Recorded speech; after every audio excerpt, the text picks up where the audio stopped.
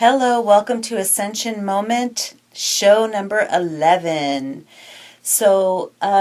This show is going to be talking about practices and spiritual practices, and also a little information of something really interesting that I was kind of awakened to, and talking in regards to the ego, which has always been kind of an interesting topic, and one that's been kind of confusing over time, because you think of the ego and you think of, this person who's just kind of a jerk, who's arrogant, but trying to understand it in the sense of what really is the ego, and it would be called things such as, the acronym of, ego, edging God out, and there's other, ones that people use, but it never really gave a clear, concise definition of, what exactly is the ego, and where is it in the person, and, why are some people, we look at arrogant people or cocky people and we go, oh, they have a big ego, but what is it? What is it that makes people like that? And usually it's used in terms of, the worst parts of people. And so I read this thing that was not read, but I listened to this spiritual teacher. He has satsangs, which is something that I grew up knowing about through my grandmother. And it's not a religion, satsang is basically, it means community gathering. It's where the community comes together to learn. And his name is Matt Kahn, Khan, and I highly recommend go on YouTube or go on his website, truedivinenature.com, and, listen to some of his teachings. Now, they're pretty elevated teachings, so if you're listening to him and you can't understand anything that he's saying, try and glean what you can, but if you feel like you're listening and you just don't understand at all what he's saying, then you may not be ready to listen to that. But typically most people who are drawn to follow through to that are ready, and that's why they're hearing it now. But what I thought was really interesting is that the ego was described, it made sense to me because as a medium, I see people on the other side and they're funny. I mean, sometimes they're grouchy, sometimes they cuss, sometimes they're opinionated. They have personalities, sometimes, and, they're not these angelic creatures that are, floating around with harps the way that people present them. These are personalities, and they're very, the way that I see them, especially like my guides, one of my guides, Imlu, he's funny. He's pretty dry. He, sometimes is sarcastic. He's intimidating.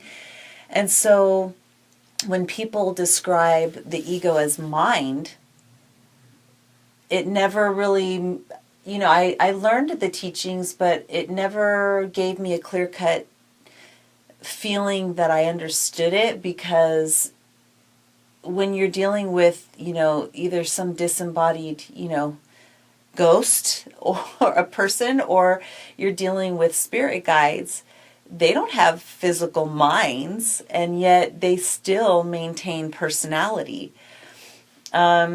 So that makes you question, is ego in the mind? Well, it can't really be if, I have this sarcastic, funny guide, and ego is in the mind. Well, he has a personality and he's not thinking in those terms, as an ego, like what we call ego. So that didn't make sense to me. But when I heard this really resonated and explained things, that if we think about our true divine nature is love and harmony and healthy vibrational energy, and then we come to a planet where there's a lot of chaos and there are energies that are not in harmony, it's almost the same as coming into a planet in which you are going to be continually and on a lifelong journey of being allergic to everything that you're around. And that when you are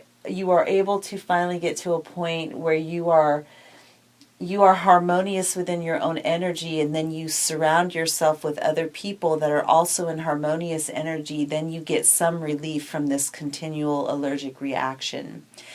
But you always have to check yourself basically for how you are, because this world is set up to trigger your allergies all the time through instances.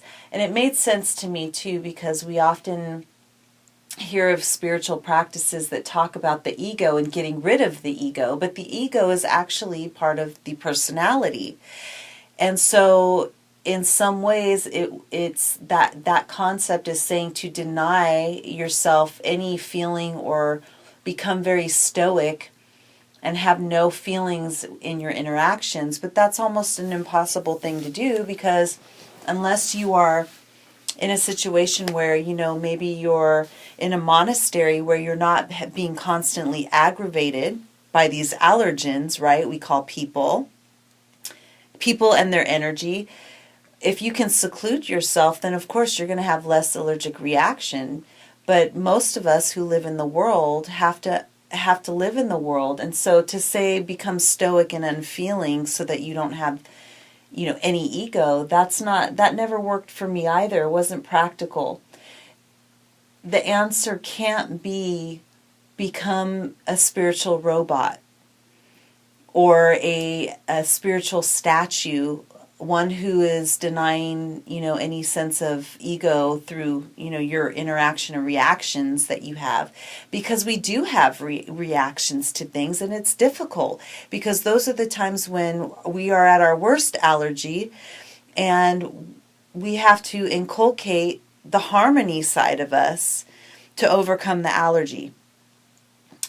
And in there lies the practice, is just dealing with it as it comes. So the ego is what is described as an inflamed personality. So it isn't the mind, it's the personality, because the personality is part of the soul. It's connected to the soul. And I know this because, again, if I go to the other side or I'm seeing a ghost, or I'm speaking with spirit guides on the other side, they have a personality, but they don't have a mind per se. They don't have a real body that encapsulates the mind that we think about here in our body, right? They have a soul and they have a personality, but they are absent of a physical mind. So the personality that we know of here when it becomes egocentric is really what's being inflamed by the allergy.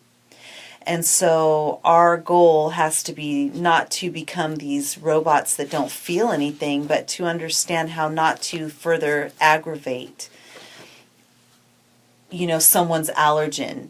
So if we're dealing with someone who's egocentric, then if we can know this thing, that they're just aggravated. And it was described interestingly, and this made a lot of sense, about you can know somebody and say you know them and you get along great with them until they speak about politics. And then once they talk about politics or something they're opinionated about, and all of a sudden, you just have this clash with their energy. You don't get along with them. They seem like a completely different person to you. And maybe that particular person you don't like, you don't get along with. Well, it isn't that other person that you did like isn't there. It's that they are basically, what you're witnessing is a personality inflammation. Their ego is inflamed. Their personality is inflamed. And you're seeing this other side come out. But then once it dies down, the person who they really are comes back to center.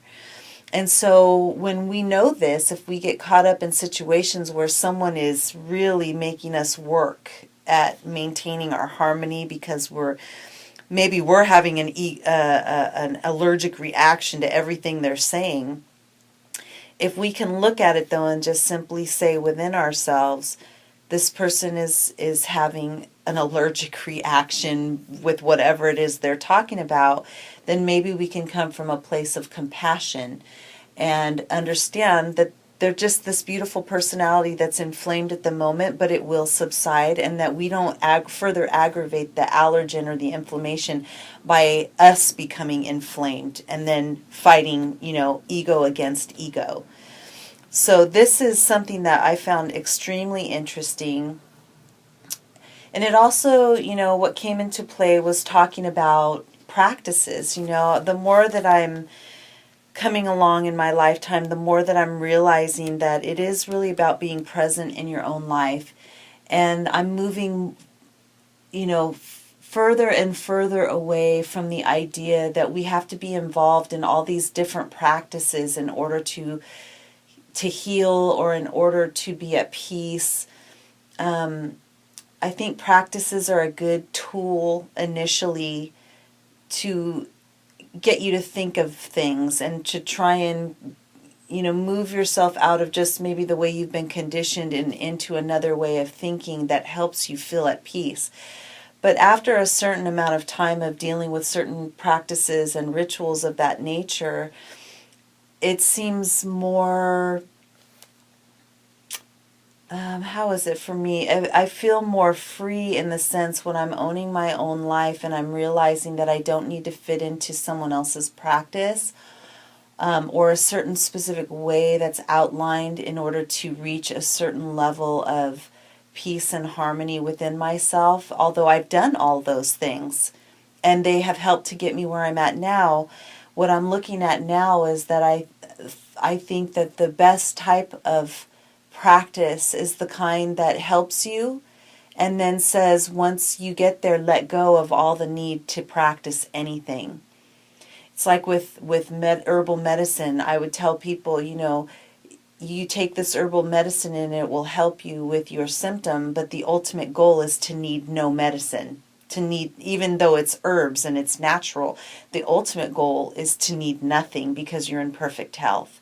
And I think spiritually it's the same thing, that a practice will help you when maybe you're not in a spiritually healthy place, or you're coming in from the world and you feel kind of beat up and you need this shelter to come into. And it's a gentle breeze that guides you into these different levels of beingness. But once you reach that state, then let go. So the simplest practice to reaching a realized spiritual life filled with happiness is realizing that no practice is needed. It's a daily act of being in one's experience and moment without adding to it, and to say you have to do this or that, saying, I must do this or that to achieve this spiritual life. And the simple act of being in your body or in the moment of experience as the observer and the observed is the fundamental way in which we live our life fully. And to me, there's nothing more spiritual than that. We need to understand that there's no other state than consciousness in which to be alive. And that kind of redeems us from the chore of continually chasing some elusive practice or state of being. We're already there, having no other way to be. The illusion is that we're not conscious and we have to do something special to achieve it. We're always conscious. We're here, we're in this game of life and we're playing and we're conscious. We just may not be awake. And that's the thing. It's like, to be awake in our understanding that everything in our life is worthy, everything we are is worthy, every experience that we have is worthy, and that we move in the direction of love, and that's what it's all about, is, loving ourselves and also loving people as they are. And that requires work sometimes, but actually most of the time that requires work because we're constantly, triggering one another. But when we meet everything with love, and if we didn't initially, we return back to that, which to me sometimes spirituality really is not about not having the experience of anger or making mistakes or saying the wrong things. The act of having a spiritual life and personality is about realizing where you go wrong and then bringing yourself back to center where you're in harmony with yourself and with others, because ultimately we need to remain in harmony with everyone and we need to love ourselves and everyone in this experience and stay compassionate for other people. So I think the biggest practice is just to be heart-centered with everything that we do and realize that we don't need a million different practices. We just need to live in our life fully and be loving with ourselves so that we can also be loving with others. So that's it I wanted to say for that Ascension moment. Please email me comments or questions at sufani@themoonmama.com. Visit the website at www.themoonmama.com. And if you'd like to receive a reading from me, please send me an email or give me a call at 1-888-673-5060. Or you can just do you can purchase one online. You can do an online reading, and I'm also setting up, if anyone wants to do a Skype reading from, if they're somewhere else but they want it in person, that can be arranged as well. So please look at the website for anything that I offer, and also check out the free library that I just added, where I have all my books that are listed, and for anything that anyone would like, I'm offering these for free. Okay, so take care and keep listening. Thank you. Bye-bye.